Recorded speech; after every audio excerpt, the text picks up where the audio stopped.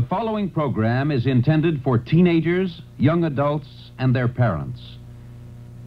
It's a 60-minute report in sound about pornography, indecent material in all forms. Our purpose is not to be sensational, nor crude, but to explore factually and completely a long-neglected social cancer. Because deep within it lie the seeds of our disintegration and destruction as families, as communities, as a nation.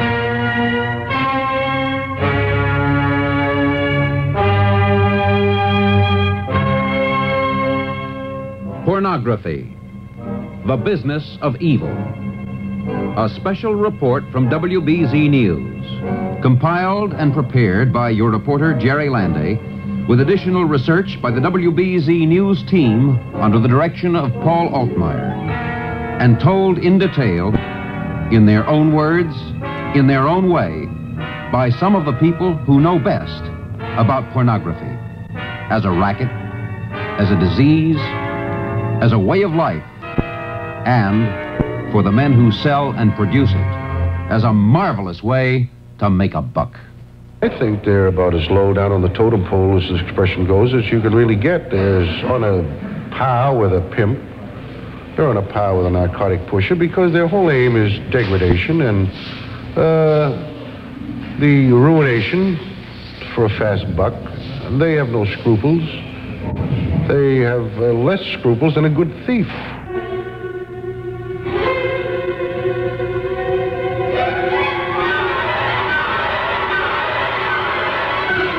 Boston Detective Lieutenant Ed Blake, boss of the Vice and Narcotics Squad.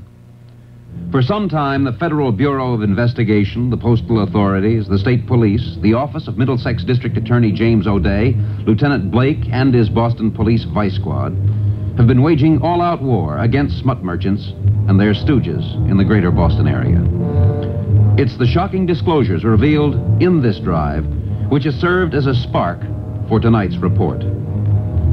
Back in 1956, the Kefauver Subcommittee investigating pornography said, like the peddler of narcotics, the pornography peddler's only interest is to ensure that his customers are hooked.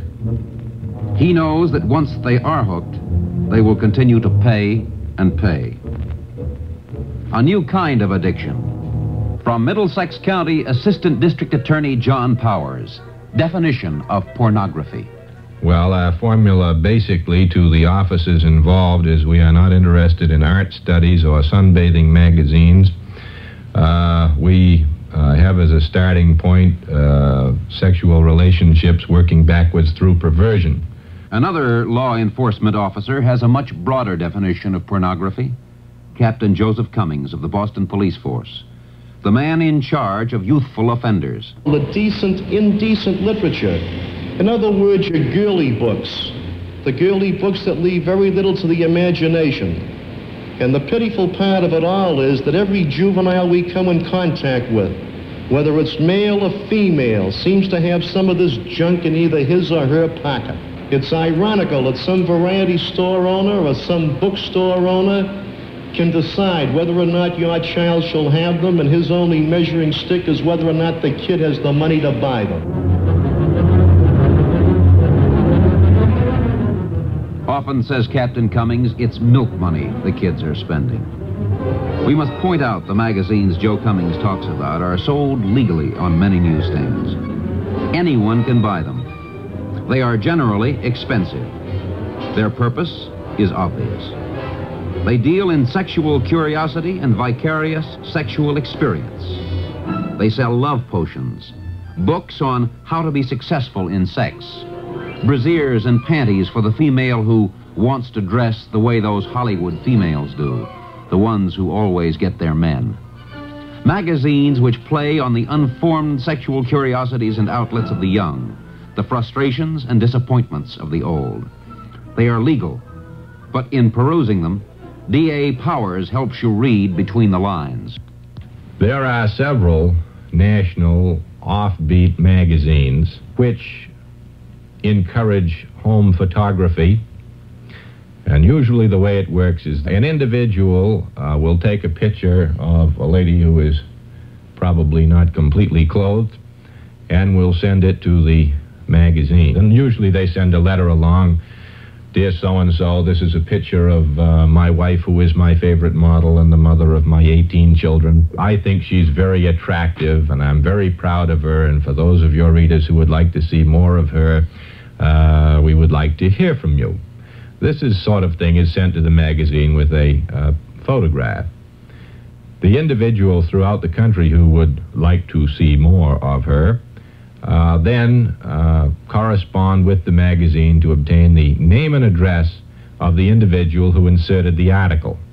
The individuals who make this request are put in direct contact with the person who sent the picture in the first place, and then it begins.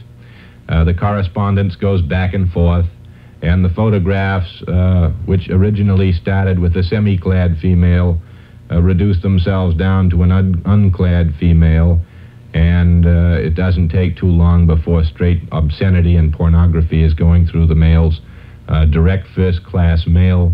Social relationships, if we can call them that, established by this correspondence club have often, as indicated by the material we've seized, ripened into a personal relationship between the parties with swapping of partners. I'm afraid to say that in many of the cases we found among the material seized photographs of small children, 8, 7, 6, engaging in sexual acts and in acts of perversion in this kind of material. Pornographic mail order that starts on some newsstand counters and under some counters, or available through the mail, first-class mail, or waiting for you via other channels.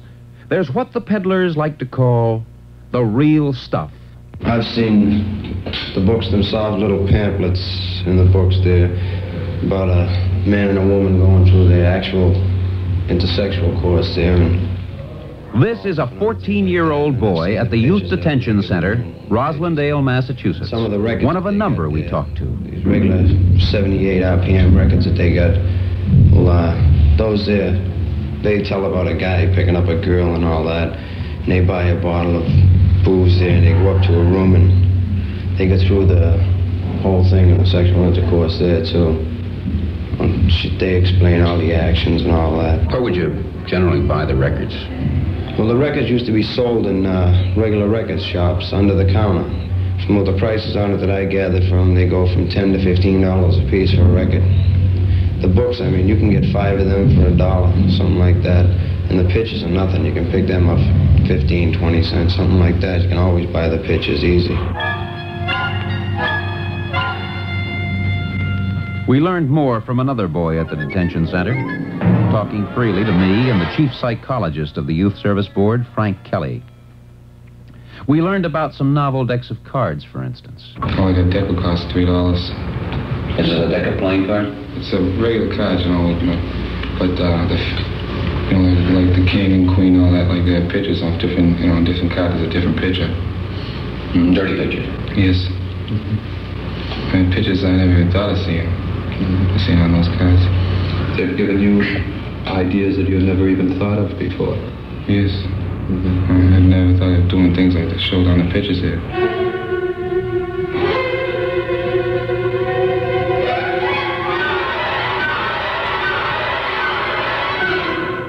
Designed by the scum merchant with the youth in mind.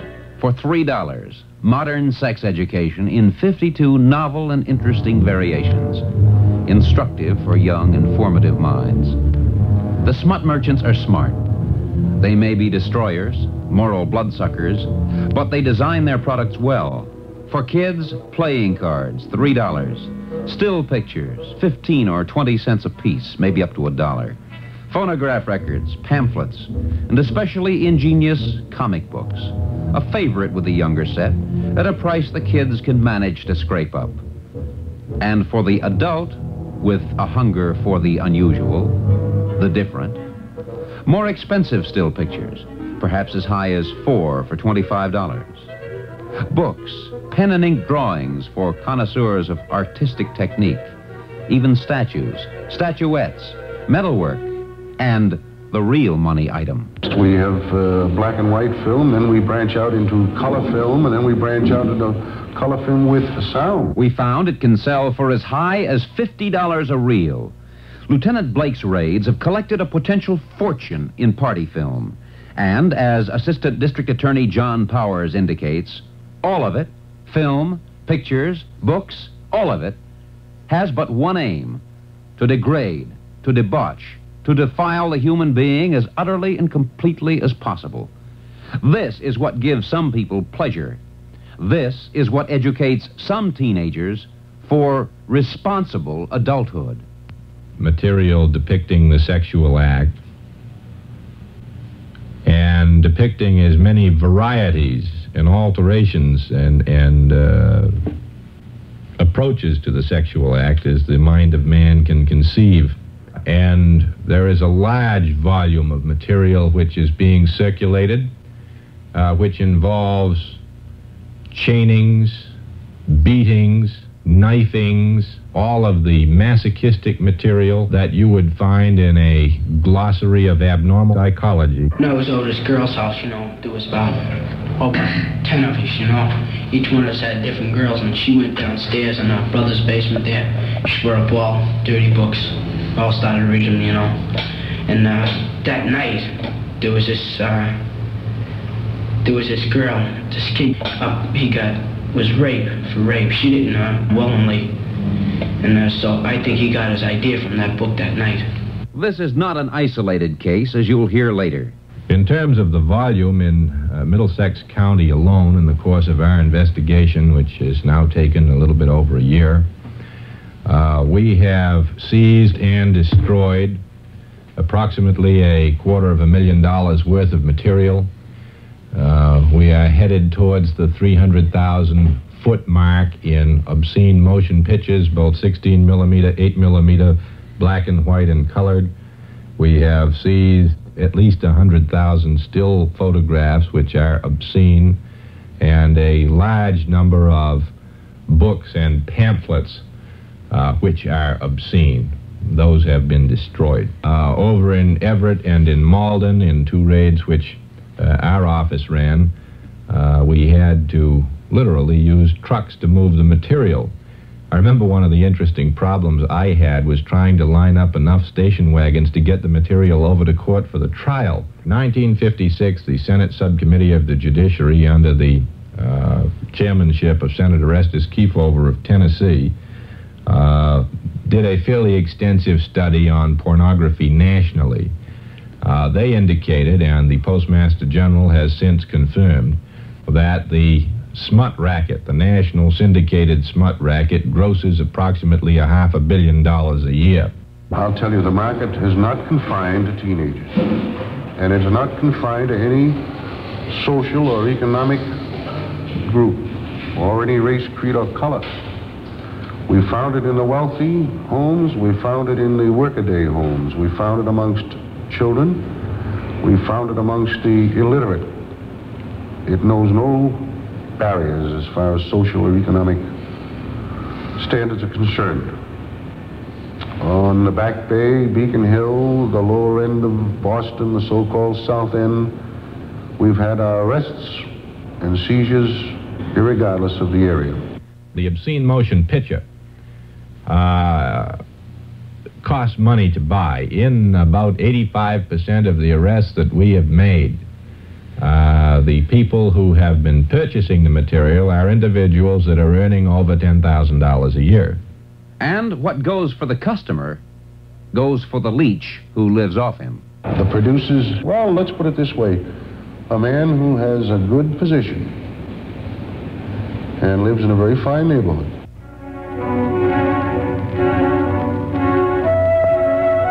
The operator of a successful mimeograph business, a school teacher, the owner of a thriving camera shop, a military officer, a key official in an electronics plant.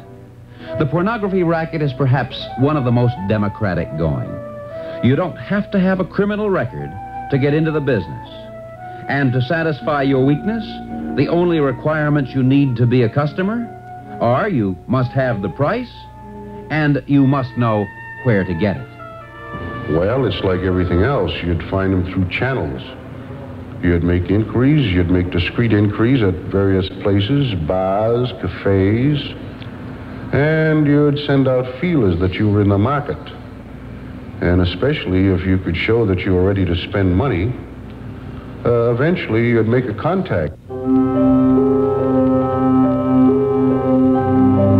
The saying goes, the deal is made under a 3-watt bulb. You, the anxious customer, fork over the money. Your contact, generally not the producer, forks over a package or an envelope. You're not really sure what you buy until later. Then, if all you want to do is corrupt your own character, you keep the material to yourself. But if avarice is also one of the more prominent blemishes of your personality, the acquisition of a $100 film or still copier can put you in the business, too. Later, perhaps you may wish to enlarge your business by acquiring your own models, your own camera, and, tiring of the role of middleman, you may wish to become a producer. The insidious thing about this business, one police official told me, is its simplicity. Every bedroom is a potential smut mill, and every sociological or psychological misfit a potential customer. I happen to believe that it's possible to corrupt the morals of an adult. I know that maybe some people don't believe that, but I think that with a little reflection on your own experience, on the experience that we have as adults in a civilization, we can see many, many instances in which the morals of an adult can be destroyed. I think that as an attorney, I have had, and most attorneys have had, some very sad examples of this come before them. I think the legal aid societies and anybody that is familiar with the divorce courts of this country knows that it is entirely possible to corrupt the morals of an adult and to destroy a family, because, let me add something else, if the adults are engaged in abnormal activities of the type that I've been mentioning, the youngsters are in the house when this is going on. That leads to the next case in point, right out of the files from Boston Police Captain Joseph Cummings. We recognize the fact that some of the schools in the Dorchester and Roxbury area and parts of South Boston were being flooded with obscene photographs. And when I say obscene photographs, they're about as low as you can get when they picture human beings in acts that animals wouldn't participate in. We worked in those cases up until December and couldn't seem to find out where the photographs were coming from. What we did know was that the students of the high schools of the city were the prospective purchasers of these photographs and nobody else. We got a little break on it because a lady reported that a 13-year-old daughter went to the store, that she gave her $5 to buy groceries with, that she came back around 4 hours later, and that she had neither the groceries nor the $5, and she wanted the juvenile squad to investigate. As a result of our investigations, it was found that some boys, 4 boys, had taken this girl into a cellar, that they had some obscene photographs, and they made the girl reenact for them what the girls in the photographs were doing. It was a lucky break for us because the girl knew the names of 2 of the boys. Just about 1 week later, they ended up by arresting 4 adults for the taking of these photographs, the printing of the photographs, and the selling of the photographs to children. And the price of the photographs was 25 cents for one, but you had to buy 4 in order to make a purchase. You had to buy $1 worth. And the pitiful part of it was the number of children we have in Boston that do have $1 to buy these dirty, rotten pictures.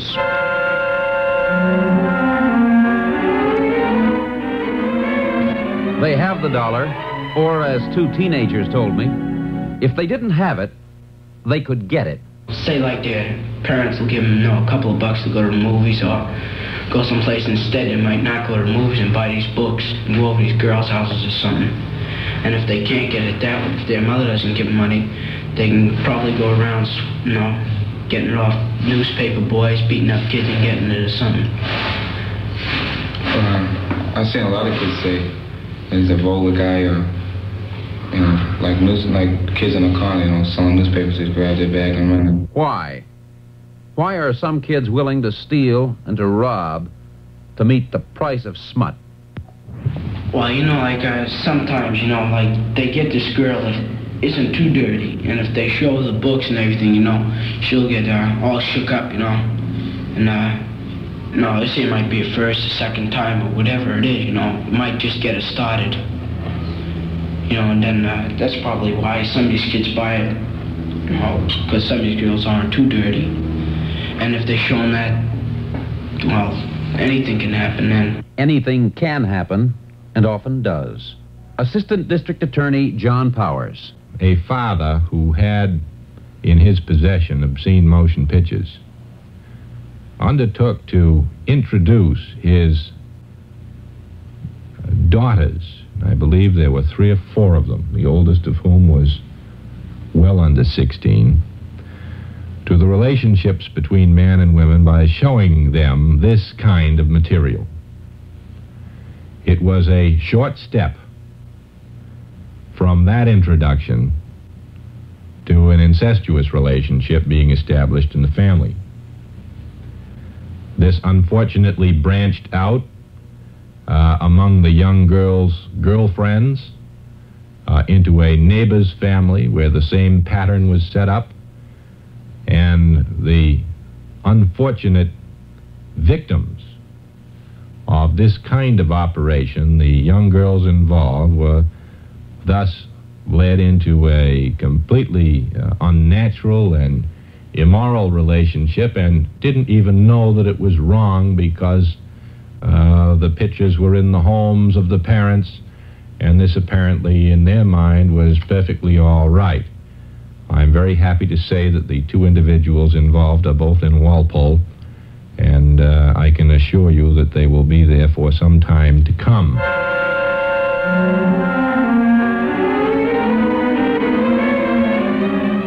Unimaginable degradation. Yet it happens more times than we'd like to believe. If they felt like having a few books and want to buy a few books, they go in and pick them up and buy them, bring them to the parties and different things like that, show them around to the guys, some of the girls up there. This is a 15-year-old boy. Guys, they might bring some whiskey or something up to the parties there, and everything be going along smooth, and then one of the guys might pop out with these books or something like that, and if the guy, you know, really looking to take a girl or something like that, he might keep feeding the drinks or something like that, and then happen to show up with the books, and naturally the girl would respond, laugh and all that, and he might persuade her to duck off into another room or something. Some girl, no, I know this girl, her brother has a regular shop downstairs. Her mother owns it. No, I mean, her big brother. Her brother's in the service there. This is a 13-year-old boy. Down here, you know, and she has all dirty books, you know. He has big pinups of girls. No, with nothing on, pinned all over the wall. Special room for that. And she's, you know, I don't know how to put it, but... She a prostitute? Yeah, she will. I think she got it from the books, you know, looking at all the pictures and everything. Is she young girl? She's 15, 16. Who does she live with? Her mother and father. Do they know about this? Yes.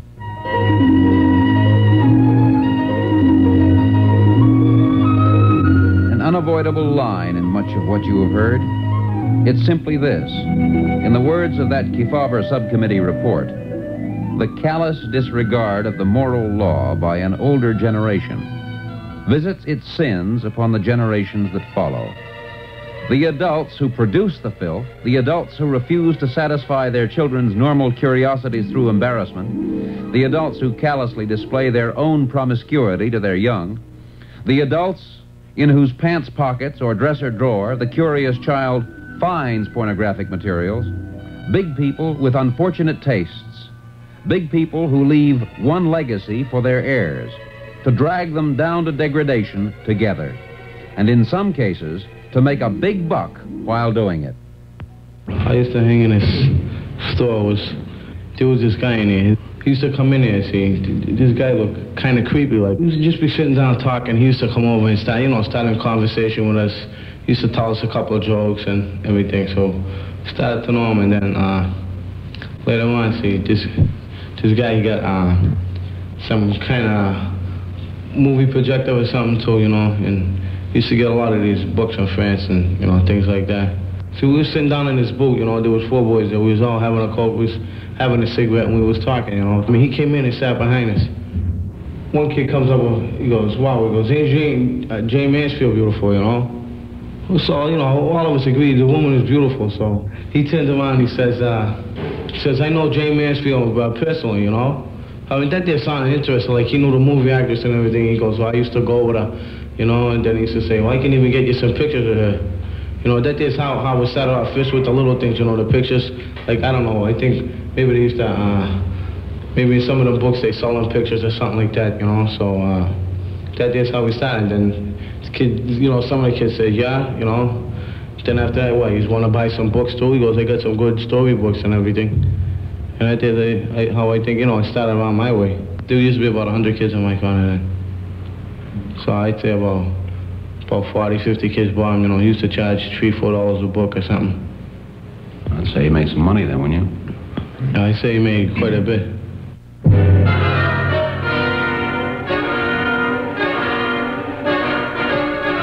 $200 a day. Not bad.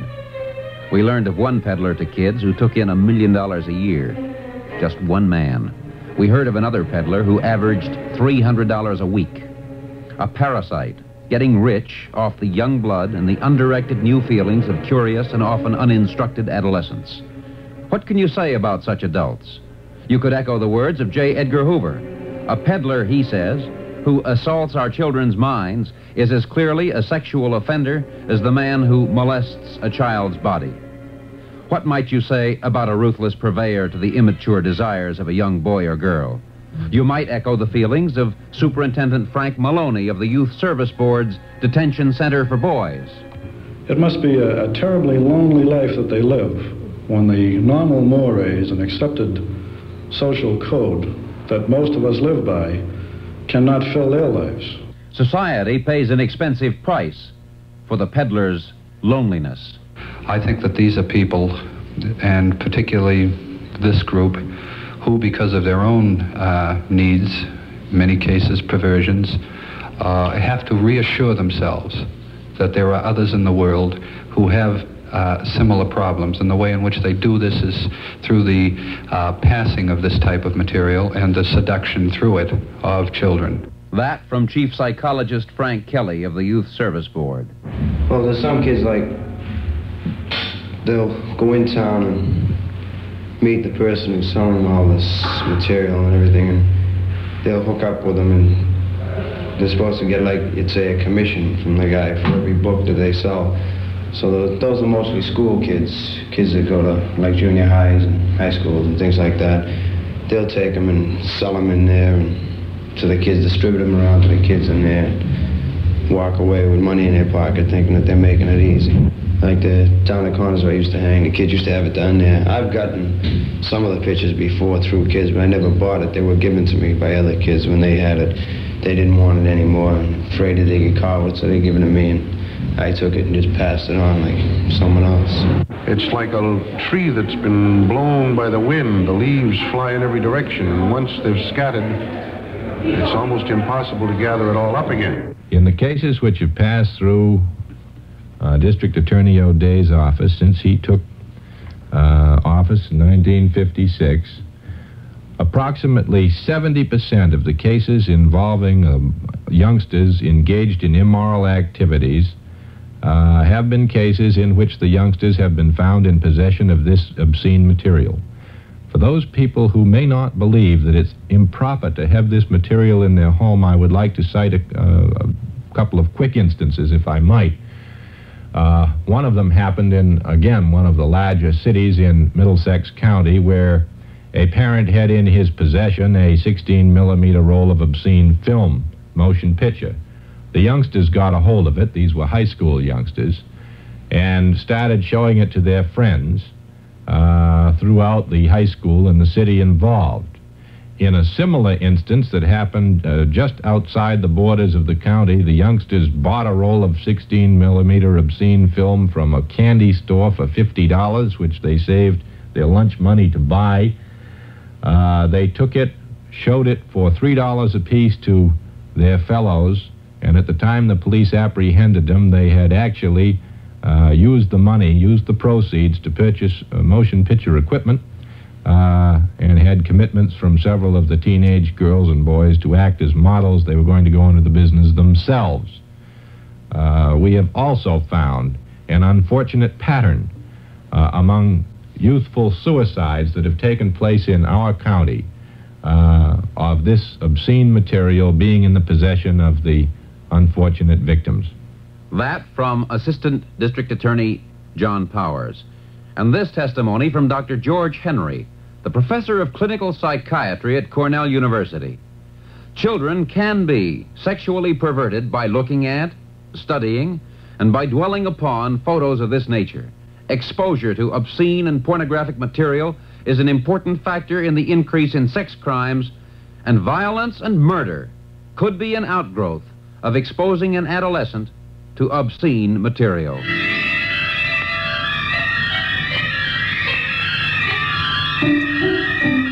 There's one unpleasant aspect of the story that we haven't mentioned yet.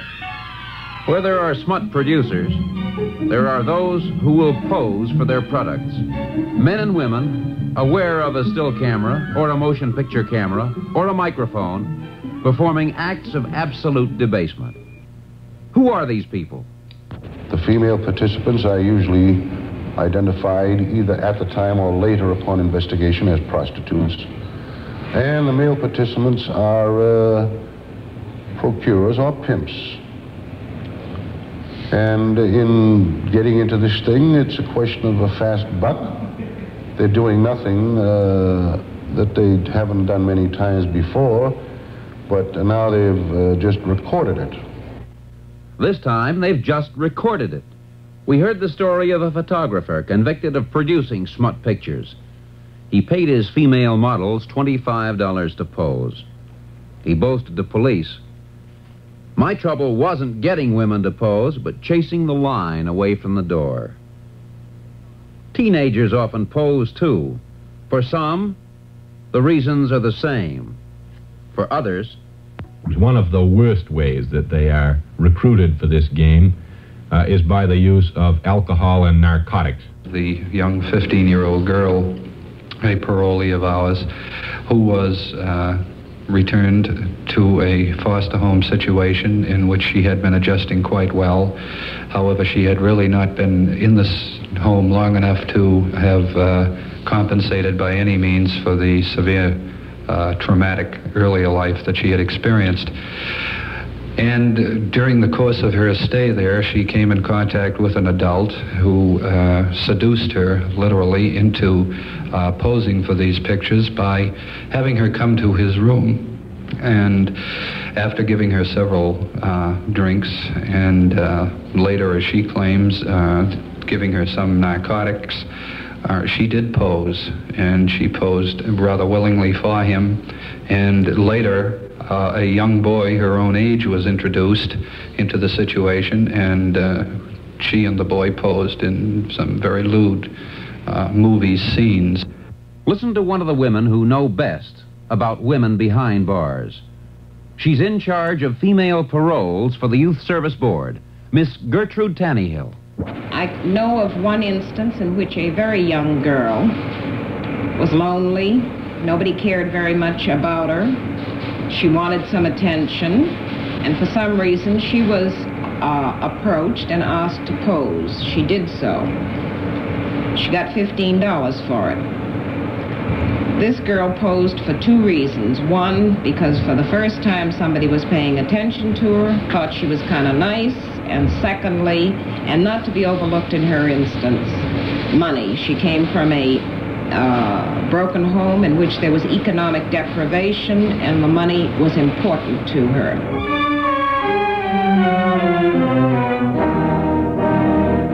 We all recognize the normal human desires for recognition, wealth, the knowledge that we're liked and that we belong. But in the stories you've just heard, you can see how easy it is to warp and pervert the values of a growing child. These stories are true. They are an inseparable part of the pornography racket. Without perversion of personal values, the racket couldn't exist. And it's this perversion of values that you've got to understand if you're going to attack the problem. Because you've got to aim at the right target. We try to be as tactful as possible. We've received calls here requesting that we prosecute September Morn. We all know it's a classic that has been with us and respected and admired, displayed in our most prominent and, we'll say, legitimate art galleries.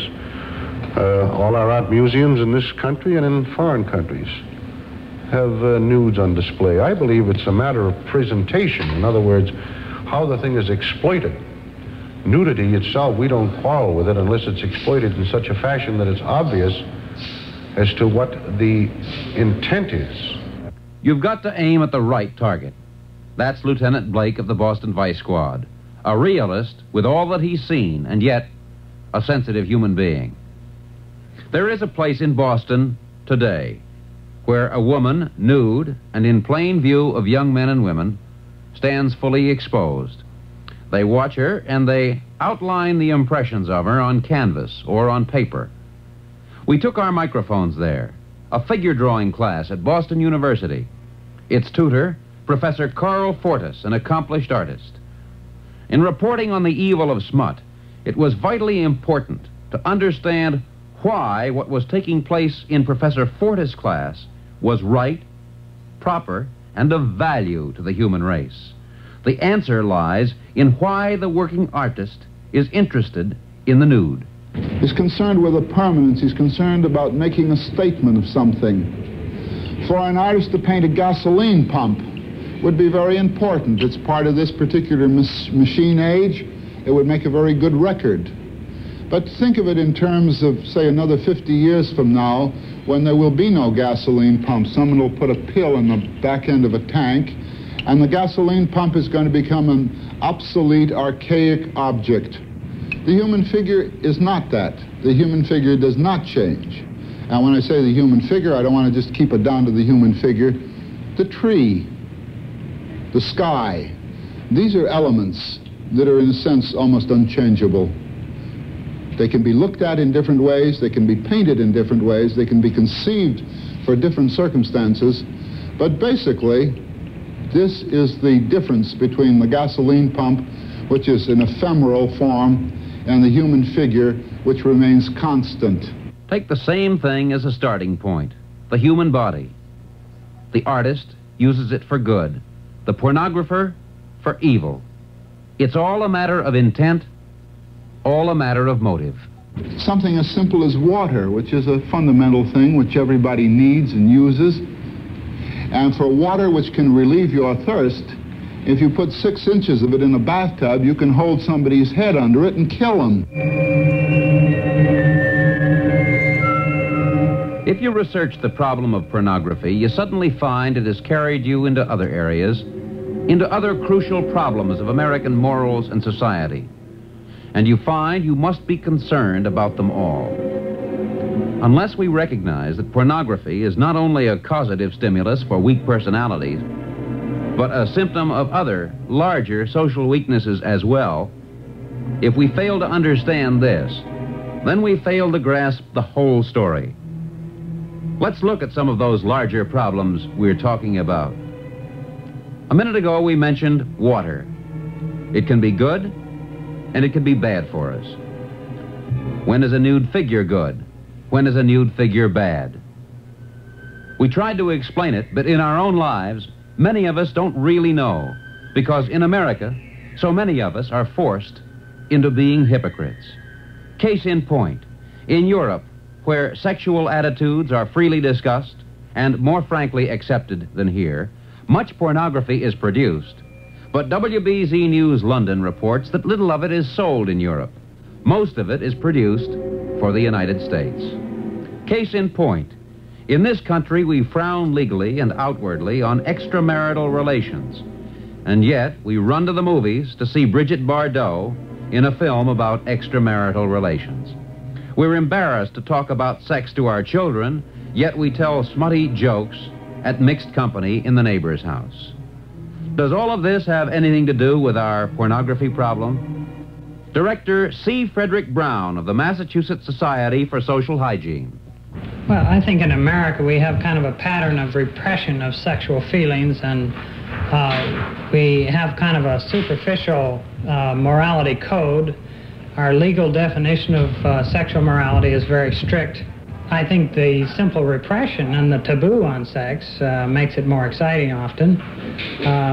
If you can't talk about it normally and naturally, then you're going to use devious means to find out this information, because actually everyone knows the sexual drive in life is very, very strong, and it is very much part of the human being. Unless it can have positive, constructive channels, then it's going to find these devious ways of expression. Psychologist Frank Kelly of the Youth Board sees pornography as reflecting another basic problem, the very future of America. Country is often measured by its respect for womanhood, and as we know from the ancient Greek and Roman cultures, in their last stages, the sexual perversion was paramount, and this seems to characterize, as you mentioned, a decadent society. And one of the things that we have to be very much alarmed about in this country today is our apparent cultural difficulty in the terms of sexual offenses, sexual activity, one form or another. I'm sure you're familiar with the fact that in Japan, sexual offenses were unheard of prior to the American occupation. Are we getting morally sick? Perhaps, says Frank Kelly, we'd best look to history, and America had best profit quickly from what history has to tell us. Captain Joseph Cummings of the Boston Police Force views pornography against the backdrop of his burgeoning files on youthful sex crimes. I don't know how we can frame it so that we can keep it nice, but by the same token, it's about saying that the nice people found out what was going on. I'll give you a rundown of a few of the things that have come to our attention in the last 2 weeks. Over in Division 16 in the Back Bay, we have just sent a man away, a 48-year-old man. He pleaded guilty in Superior Court to 2 counts of open and gross lewdness, 5 counts of contributing to the delinquency of juveniles, and 1 count of possession of obscene pictures for the purpose of exhibition. His peculiar sport was to show the obscene pictures to the children and then find out whether or not he could get them to the point where they would commit an immoral act with him. Where he's going now, he'll have a hard time showing pictures to anybody. He reviewed cases like these by the score. Before him, Captain Cummings had spread out, covering his entire desk, police reports covering all morals offenses among young people in Boston for just 2 weeks, and covering every single section of the city, rich and poor, slum and residential. No one was left out. 1 girl and 3 boys in the woods, a boy and girl on a roof, 3 boys molesting a young boy, rape, on and on, through every police division. He shook his head as he read. The case of the 16-year-old girl who agreed to go to work for 2 young boys as a prostitute. That case there, we're still working on it. We've taken her into court, and we're looking for the 2 so-called pimps so we can put them where they belong. But it seems unbelievable that you should run into cases where you have 16-year-old girls that are prostitutes. And 30 or 40 years ago, if we had 1 case like this in 6 months, we would have had a sex being loose. Today, we're having 10 to 20 cases a week, and nobody seems to give a darn. The way of life today seems to be that the way you prove yourself you're a big grown-up gal is to take part in sexual behavior, misbehavior, or behavior really quick and really fast. And sometimes a girl feels that she's got to have a couple of scalps under her belt, so to speak, to prove to her own associates her standing. And you figure it out for yourself. You're saturating kids with this stuff. You're having a problem like this, and then everybody is wondering why they're having it. As far as we're concerned, it's no mystery at all. All we can do, unfortunately, is to lock these people up, or these children up, for a morals offense. Half the time I wonder whether or not they realize it's not only an offense against the law, but an offense against the state. I don't think they even know it.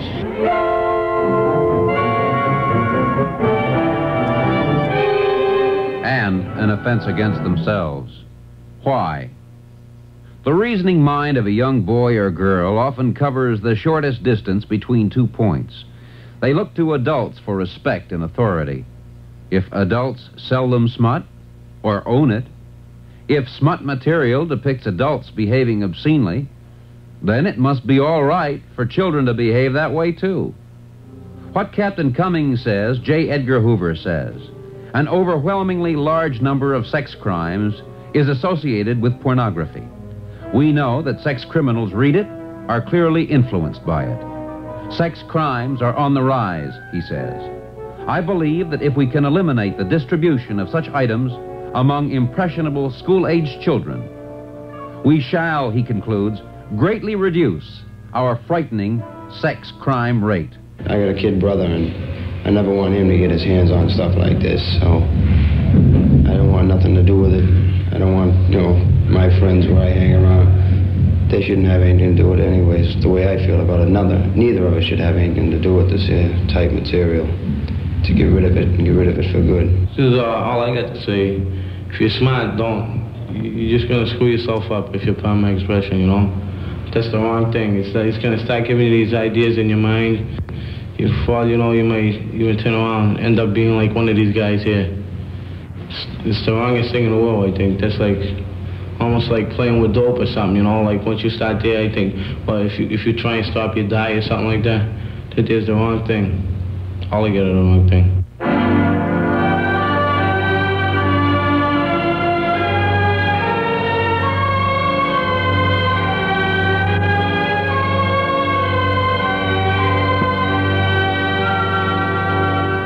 And to parents who might someday pleadingly look at Lieutenant Blake or Captain Cummings or District Attorney O'Day and say, what did I do wrong with my child?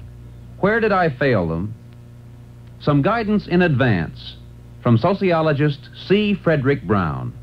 We found in working with children that where sexual feelings are talked about in the family and are considered normal, natural things to have, and that the so-called story of life and reproduction and how babies are born and sexual relationships between men and women and so on have been discussed in families, that these children do not have the need to go and find information in other ways. In fact, usually they have answers to questions that are brought up and often are a source of information to the children in the neighborhood. And if it's positive and good and constructive information, then it's very helpful to the children and in the things, especially as they come into adolescence and they become sexually aware of themselves and of the opposite sex. What we're really saying is that children and families need prepared. They need some kind of sexual education. This is partially a family responsibility and partially a community responsibility. Of course, legislation is a key answer, too.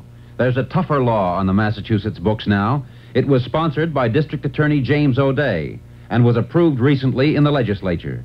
A producer or salesman of obscene material can be sentenced up to 5 years in jail, be fined $5,000 or both.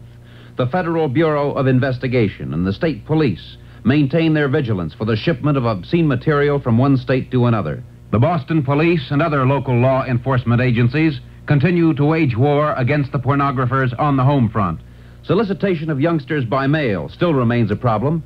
Producers, getting kids' names from mailing lists or from lists of school graduations, mail catalogs using first-class mail, which postal inspectors may not open.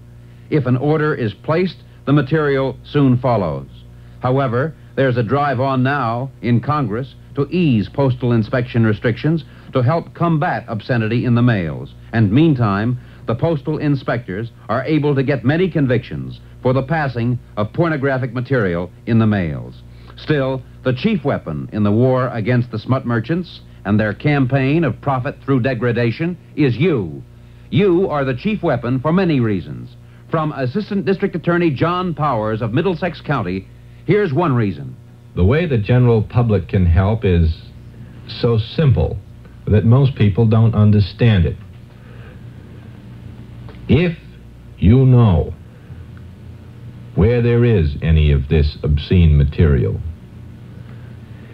if you know or have any information regarding any person engaged in the sale, distribution, loan, or exhibition of obscene material, will you kindly contact your law enforcement agencies? If your youngster receives unsolicited through the mail, as is all too often the case, obscene material, do not destroy the material. Do not destroy the envelope. Hold them and notify your local postmaster. Your confidence will be respected. If you have any information, let us know. You're important in the fight in other ways, too. You teenagers who must understand that corrupting influences are destroyers, that what spoils the good, the worthwhile, the pure and holy, will infect and spoil all it touches, that a shoddy concept of sex can turn the process of growing up into a horror. You adults and parents are important, too, as shapers of the young. Your attitudes, habits, morals, and mores will become theirs, to serve as counselor, frankly and honestly, and to pass on a legacy of spiritual riches, or to serve as a carrier of blight, pestilence, and perversion. The choice is yours. To degrade and destroy human life is to destroy yourself. To hide in shame from the natural facts of human life is to pervert others. The smut merchant's worst enemies are love, enlightenment, and the light of day.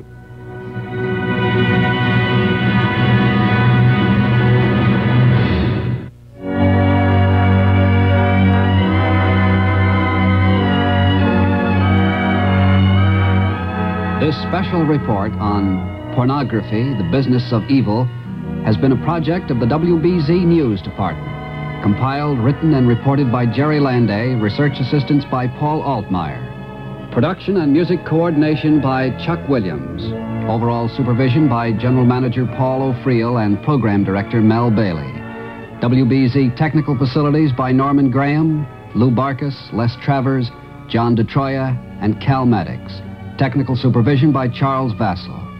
WBZ News extends its thanks to all who participated as guests on tonight's special report, with special thanks also to the Massachusetts Society for Social Hygiene, the State Youth Service Board, under the direction of John Coughlin, the Massachusetts Society for Mental Health, and Ed Lichtenstein, the Department of Fine Arts, Boston University, to the Boston Police Department, the State Police, and the District Attorney's Office of Middlesex County. Without the cooperation of these groups, tonight's special report would not have been possible. If you have any questions, comments, or other information on tonight's special report, direct your mail to News Department, WBZ Radio, Boston, Massachusetts. That's News Department, WBZ Radio, Boston, Massachusetts. This is Bob Nelson speaking. This has been a presentation of WBZ News.